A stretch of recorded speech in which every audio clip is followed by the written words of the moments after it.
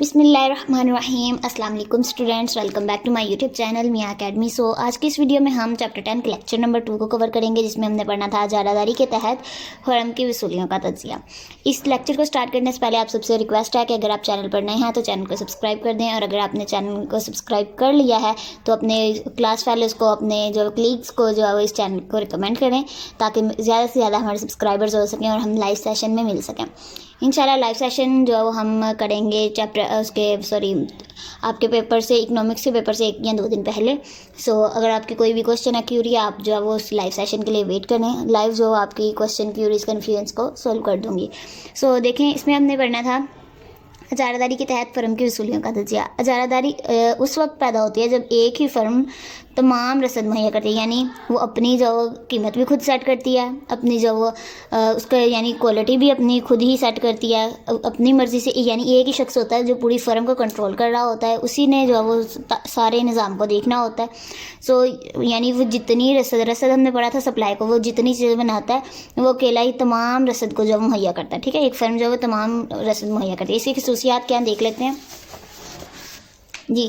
तो देखें, वाहिद आजिर या फ़र्म, इसमें क्या था कि इजारादार एक वाहिद फ़र्म होती है जो एक मखसूस शय को पैदा करती है।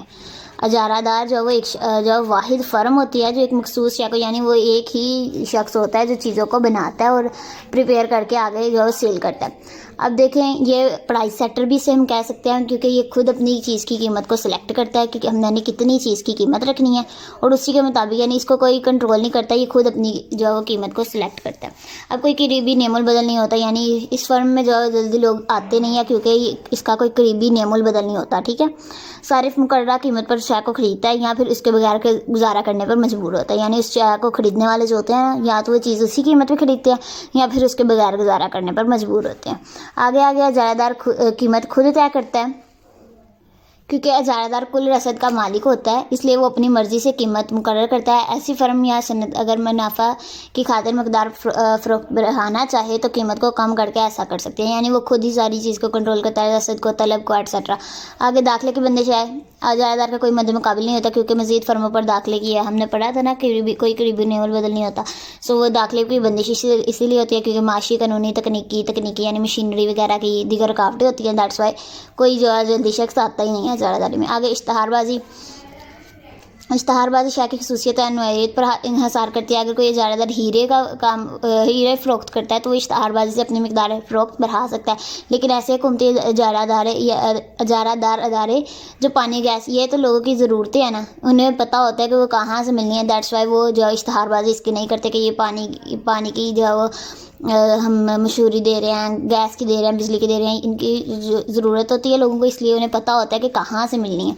अब देखें, यहाँ पे आ जाता है हमारा पैदावार की इकाइयाँ और कीमत फ़ी इकाई। ये इजारादारी के तहत गोश्तवारे से वसूलियों का तज्ज़िया। देख लेते हैं टेबल को जी। तो यहाँ पे इजारादार के तहत यहाँ पे देखें पैदावार की इकाइयाँ दी हुई हैं 1 2 3 4 5 6 8, ये इस कॉलम में। आगे कीमत फ़ी इकाई, एक चीज़ की कीमत क्या, 8 7 6 5 4 3, यानी वो कीमत को कम करता जा रहा है, जितनी उसने पैदावार बढ़ानी है उतनी कीमत को जो वो कम करता जा रहा है।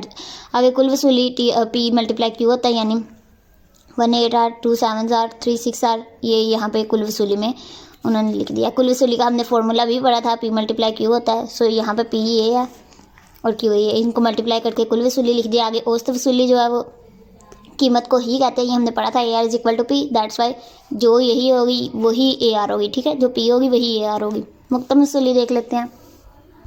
मुक्तम वसूली में हमने पहली वैल्यू वही रहने दी। आगे 14 - 8 क्या, आगे 6, 18 - 14 कुल वसूली में, यानी अगली इकाई का होता है ना कि अगली इकाई हासिल करने में कितनी वो लगे हैं, कितने पैसे लगे हैं। सो 18 - 14 4, 20 - 18 2, इस तरह से आपकी 20 - 20 0, 18 - 20 - 2, 14 - 18 -4, इस तरह से आपने ये इजारादारी वाला गोश्तवारा बनाना है। इंपॉर्टेंट जो लॉन्ग क्वेश्चंस होंगे मैं आपको पेपर के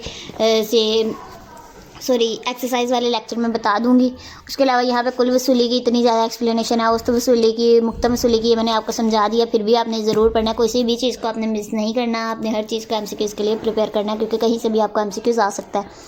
आगे इसकी डायग्राम्स बनाई हुई हैं, आपने क्या करना है, उन्हीं वैल्यूज़ को, ये जो AR पेज नंबर 195 पे हमने पढ़ी है ना, वही वैल्यूज़ हमने और अब जो आपके 195 पेज पे है ना, वो वाले आपने वैल्यूज़ को क्या करना है, यहाँ पे ये देखिए डायग्राम्स में इन्होंने क्या किया हुआ पुट किया हुआ है। टी आर को हमने अलग डायग्राम में पुट किया है, जो वैल्यूज़ वहाँ पे है ना वही वैल्यूज़ इसी तरह आपने पुट करनी है, कोई भी मुश्किल चीज़ नहीं है। फिर भी अगर आपको कन्फ्यूजन है सो आप जो है वो लाइव सेशन का वेट करें, उसमें मैं आपके साथ क्लियर जो है वो बता दूँगी।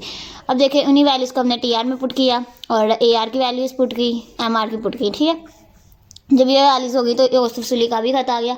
उसके बाद ये औसत वसूली का खत, मुक्तम वसूली का खत और ये कुल वसूली का खत है, जो इनकी एक्सप्लेनेशन है ये आपने पढ़ लेनी है, कोई किसी भी चीज़ को आपने मिस नहीं करना। और इसके अलावा आगे हमारा मुकम्मल मुकाबला के तहत कीमत और पैदावार के तयन के ज़रूरी तस्वुरात आ रहे हैं।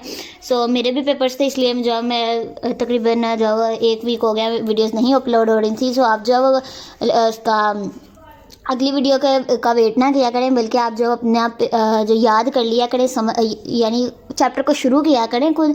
बाद में मैं जो मेरी कोशिश होती है कि मैं एक ही दिन में जितने लेक्चर्स हो वो अपलोड कर सकूँ, जब मैं फ्री होती हूँ तो मैं कर दूँ।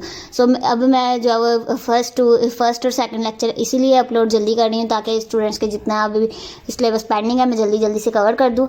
सो उम्मीद है कि आज की वीडियो आपको पसंद आई होगी। अगर वीडियो पसंद आई तो वीडियो को लाइक कर दें, चैनल को ज़रूर सब्सक्राइब कर दें, अपने दोस्तों के साथ शेयर करें और दुआओं में याद रखिएगा। टेक केयर, अल्लाह हाफिज़।